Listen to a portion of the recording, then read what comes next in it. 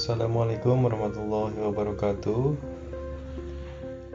Kami dari kelompok 1 dan saya Ruslan Haitami sebagai perwakilan dari kelompok tersebut ingin mempresentasikan mengenai penugasan dari mata kuliah sistem operasi, yaitu instalasi OS Linux, dengan memilih beberapa tema Linux atau distro Linux yang sudah ditentukan dan didiskusikan sebelumnya. Sebelum itu, saya ucapkan terima kasih kepada dosen pembimbing Bapak Markus Malik yang telah membimbing kami dalam mempelajari mata kuliah sistem operasi.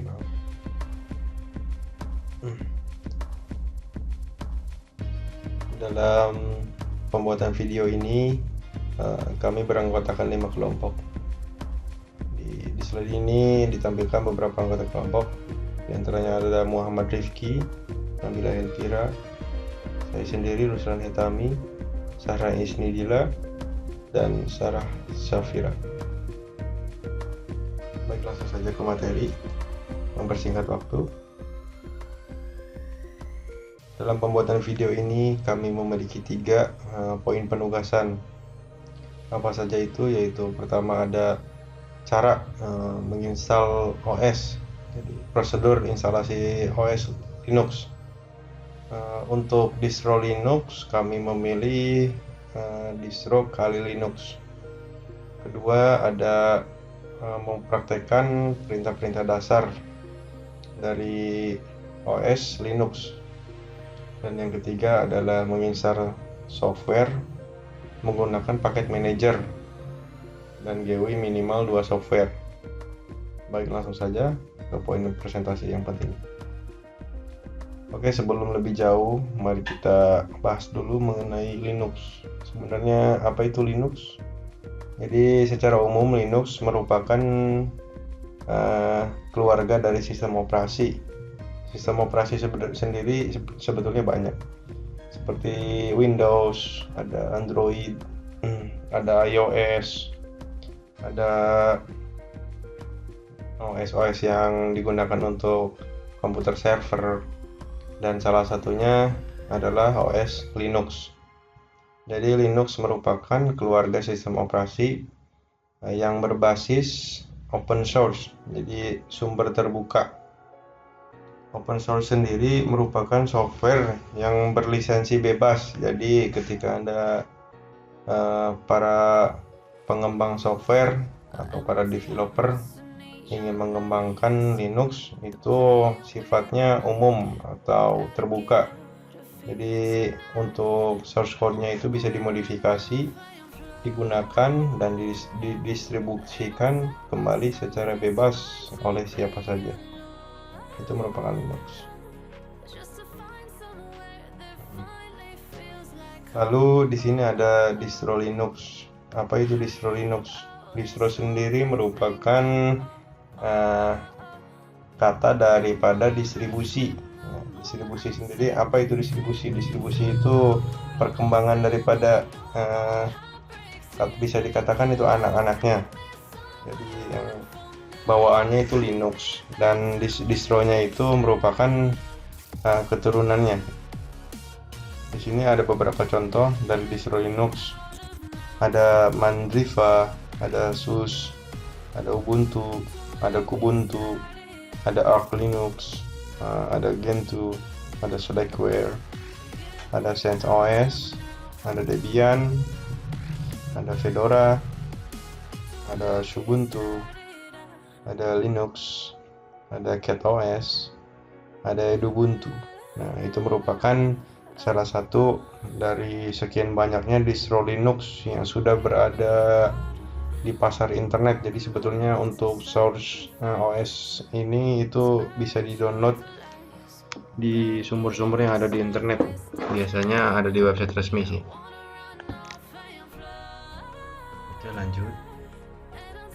Nah, pada kesempatan ini kelompok kami ingin membahas bagaimana prosedur instalasi Linux Yang distronya itu Kali, jadi Kali Linux. Kali Linux sendiri merupakan distro Linux yang dikembangkan oleh Offensive Security. Di keterangan di sini menunjukkan bahwa Linux jenis Kali ini merupakan Linux yang berbasis Debian. Jadi dia itu masih menginduk ke Debian yang didesain untuk framework digital, forensics, penetration testing, dan audit keamanan jaringan. Di dalam Kali Linux sudah tersedia berbagai macam tools guna melakukan penetration testing, pentesting istilahnya, ke infrastruktur IT yang akan diaudit. Nah, di sini sudah dijelaskan bahwa Kali Linux sendiri merupakan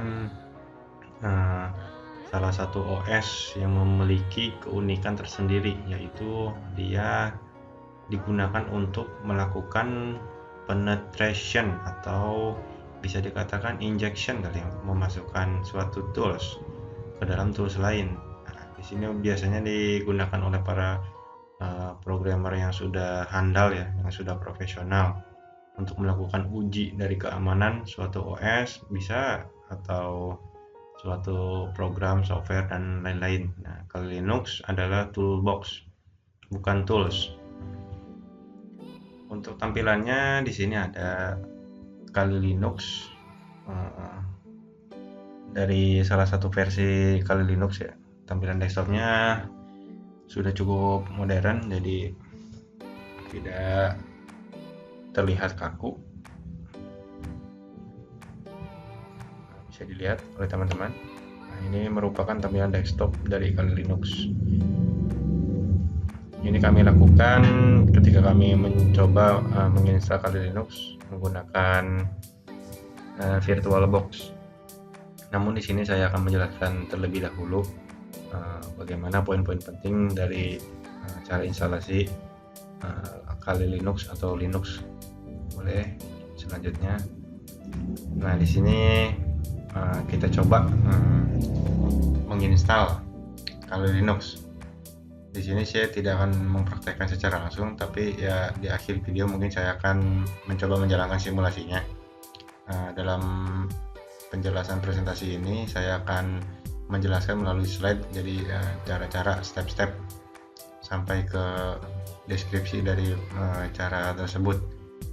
Jadi di sini kami menggunakan VirtualBox dalam menginstal Kali Linux. Jadi Linux sendiri di dalam device atau komputer itu bisa diinstal dengan 3 cara. Jadi bisa dengan cara live atau portable Windows OS. Jadi menggunakan seperti hard disk atau flash disk. Dia bisa dijadikan bootable device atau OS portable. Nah, itu cara pertama bisa seperti itu.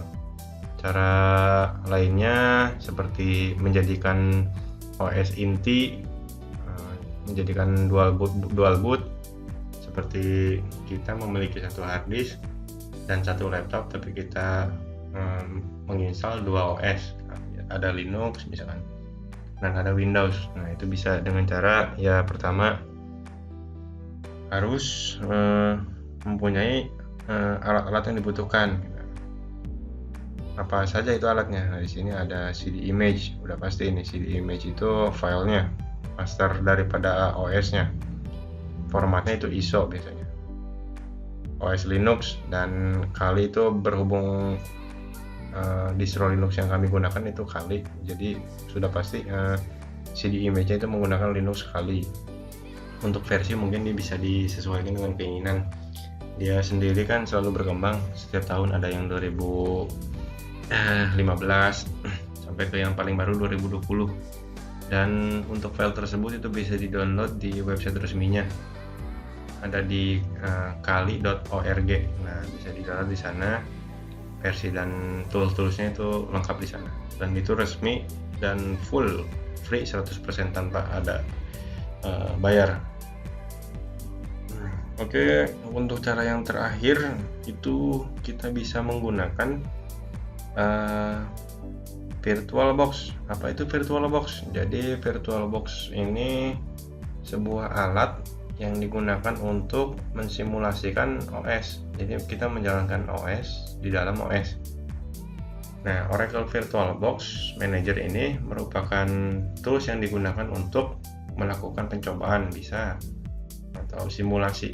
Ketika misal kita mau nyobain Windows 7, nah kita nggak perlu langsung bisa ulang, kita bisa coba menggunakan Oracle VirtualBox ini. Nah, dalam praktek pembuatan video ini kami menggunakan metode Oracle VirtualBox, yaitu menjalankan OS di dalam OS. Ini dengan catatan device-nya atau komputer atau PC-nya itu mendukung fitur virtualization. Nah, virtualization itu apa? Jadi salah satu fitur yang mendukung menjalankan OS di dalam OS. Nah, ini selain itu alat-alat lainnya yang dibutuhkan bootable flash disk. Ini diperlukan ketika kita menjadikan si OS Linux ini menjadi primary boot. Nah, bisa jadi butuh ini harus bikin dulu kita. Umumnya orang membuat bootable device menggunakan tool sederhana seperti ada Rufus, ada Yumi yang paling umum digunakan untuk Ubuntu biasanya. Selain itu ada Universal serial apa ya, lupa lagi. Paling umum sih itu digunakan 3 itulah. Tapi selain itu juga bisa menggunakan command prompt kalau di Windows. Itu dengan cara-cara tertentu memformat hard disk lalu menjadikannya format-format tertentu, dan itu bisa digunakan untuk membuat bootable device.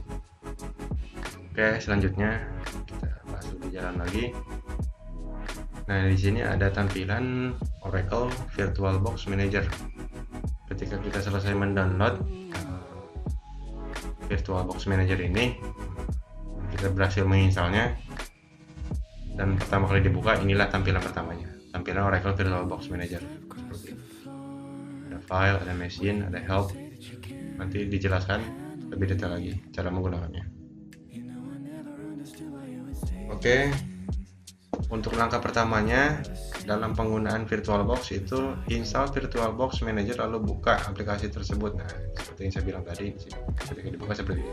Lalu tambahkan file ISO image Kali Linux hasil download. Nah, ini Kali Linux yang hasil download tadi yang saya bilang. Untuk ISO image Kali Linux itu bisa didapatkan di situs resminya, yaitu kali.org. Nah, di sana disediakan oleh situs resminya ISO image-nya itu disediakan gratis, bisa di-download, dan ukurannya relatif tergantung versi yang digunakan sih.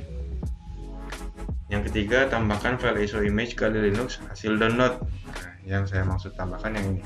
Nah, di sini ada tombol add. Nah, langsung diarahkan ke directory. Nah, direktorinya kita setelah mendownload disimpan di mana? Misal ada di download, ada di dokumen, atau misal di desktop. Kita arahkan ke sana, lalu navigasikan.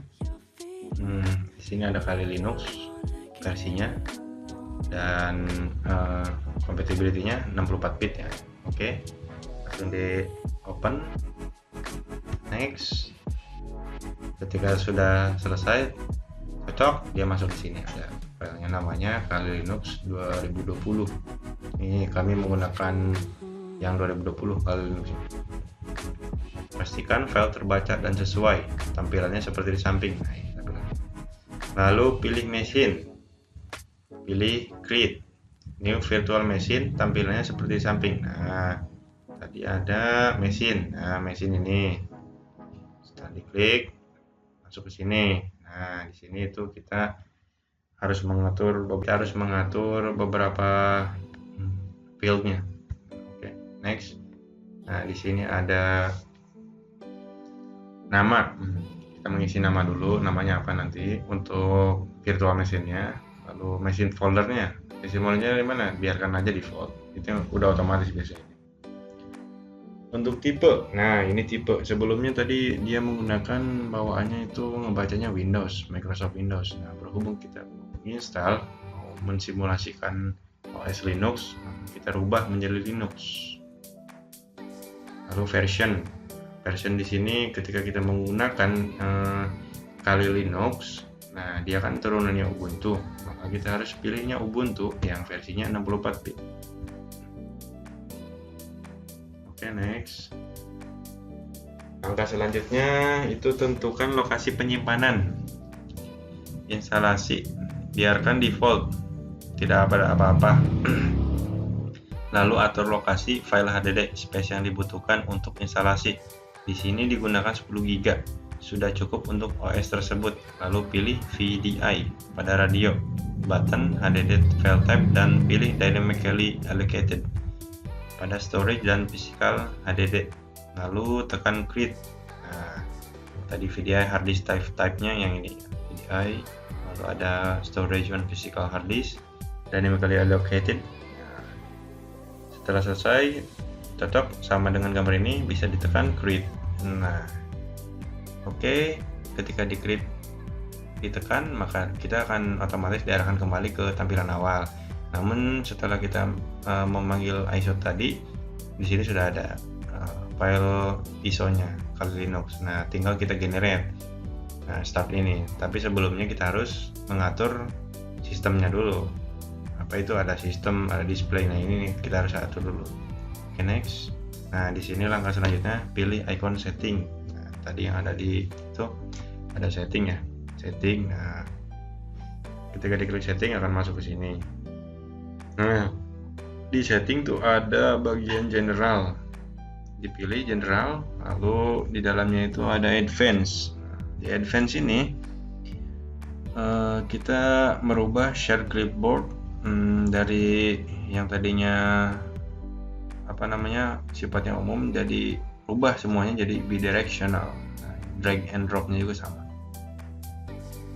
Oke, next. Nah, masih di window yang sama, kita pindah ke sistem. Pindah di sistem, lalu apa yang kita setting? Di sini ada base memory, ada boot order, ada chipset, ada pointing device, dan extended features. Nah, yang kita rubah di sini hanya satu saja sih, untuk boot ordernya, karena kita tidak menggunakan floppy disk. Nah, jadi kita tidak usah mencentang. Sebelumnya ada centang, di sini dihilangkan. Oke.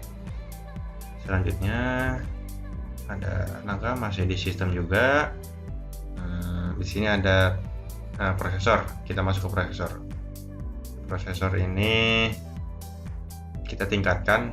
Yang bawaannya defaultnya itu single core. Kita jadikan 2 core. Nah, ini untuk apa? Ini untuk meningkatkan performa atau enhance the performance. Jadi supaya tidak terlalu lemot lah ketika jalaninnya. Semakin bagus core-nya banyak ya, semakin cepat untuk simulasinya gitu, lebih enak lah performanya. Oke, selanjutnya ada diarahkan ke storage. Setelah di sistem ke storage, pindah storage. Apa aja yang di storage kita rubah? Nah, di sini ada controller IDE. IDE ini soket hard disk ya di dalam itu. Jadi kita untuk controllernya itu IDE-nya defaultkan menjadi Kali Linux. Bila mana di sini belum ada, para penonton bisa klik yang icon disk ini nih, klik. Ketika diklik dia akan mengarahkan ke directory. Nah, di directory ini kita cari tempat penyimpanan di si ISO image-nya itu ada di mana. Tadi kan sebelumnya kita simpan di download. Ya, kita cari di sana, lalu kita double klik, open. Ketika sudah ada, dia akan di sini. Kali Linux ISO 64 bit ya. Oke, lanjut. Nah, setelah selesai kita tekan OK tadi, lalu kita akan otomatis dikembalikan ke halaman utama. Nah, ini yang saya bilang, setelah kita selesai dalam konfigurasi dari settingnya, selanjutnya adalah tekan start. Nah, start ini langkah awal mulai simulasinya atau mulai menjalankan OS-nya. bisa dikatakan ibarat kita bootable atau restart ulang laptop atau PC kita. Nah, kita ketika start itu langsung layar jalan ya simulasinya. Oke, nah ini halaman utama saat VirtualBox Manager booting ke OS Linux. Nah, ketika kita booting ke OS Linux kali, mode BIOSnya seperti ini. Dia ada kali logonya itu. Dan di sini ada beberapa pilihan ya, ada graphical install, ada install only, ada advanced options, ada accessible dark contrast installer menu. Nah, biasanya di sini lebih ke yang profesional sih installernya, menggunakan command prompt atau shell ya. Jadi kalau untuk pemula mungkin tidak terlalu cocok lah. Di sini ada fitur help juga ketika user membutuhkan pertolongan, dia bisa memilih fitur help ini dan melihat beberapa opsi bantuan yang disediakan oleh pengembang aplikasi OS tersebut.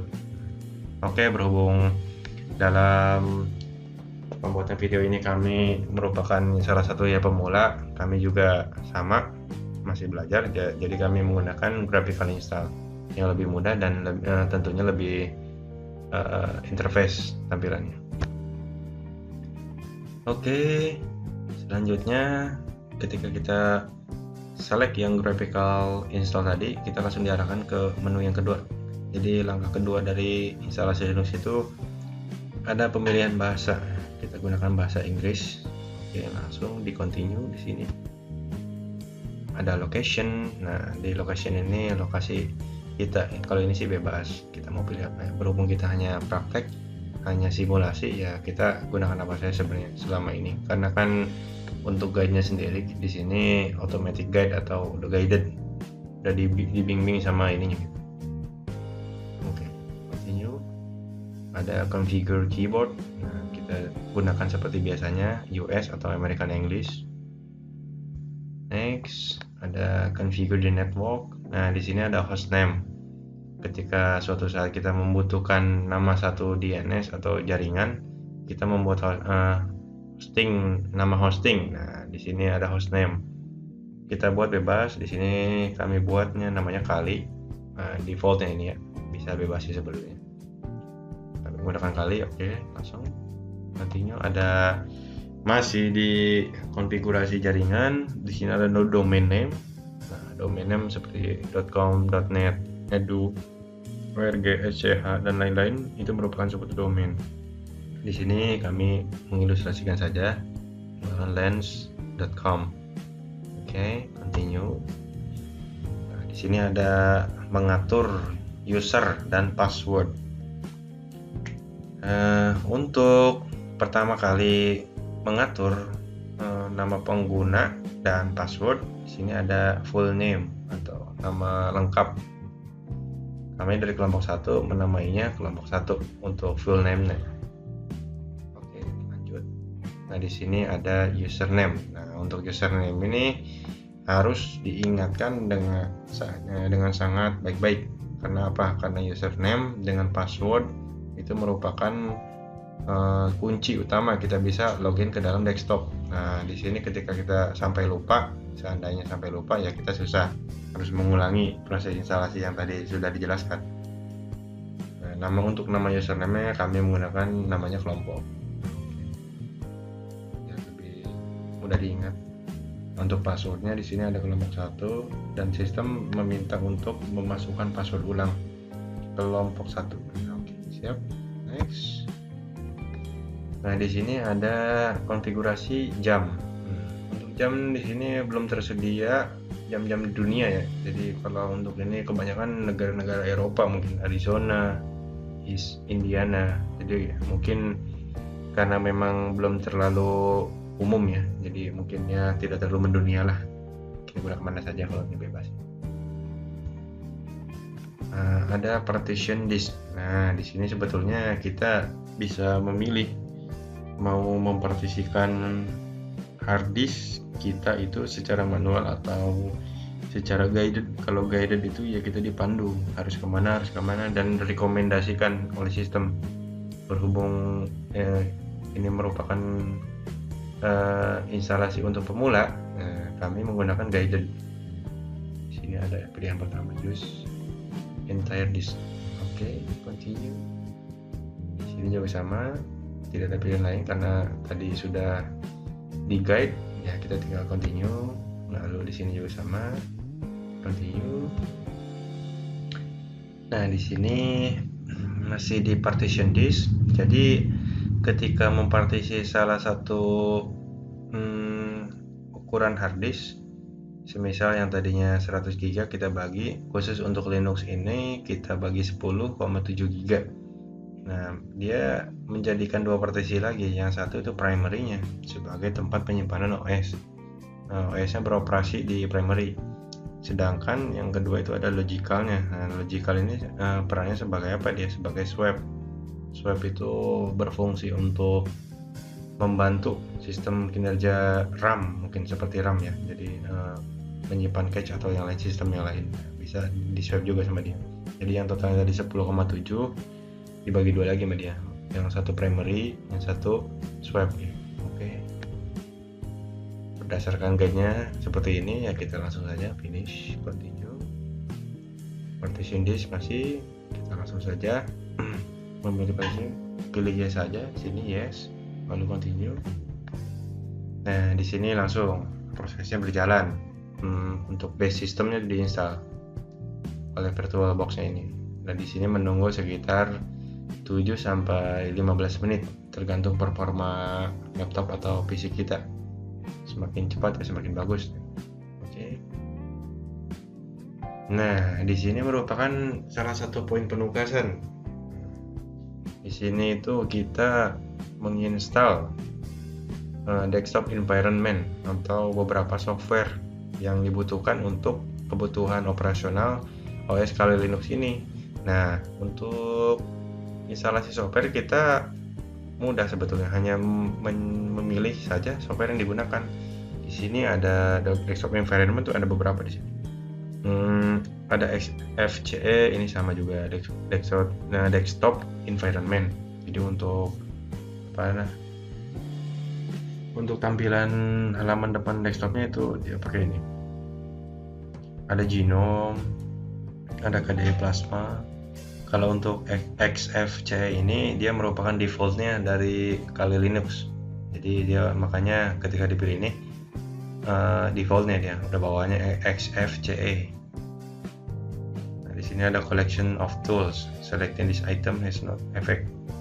Sebetulnya ini hanya untuk ini doang. Kalau untuk yang tools yang dimaksud tuh yang ini.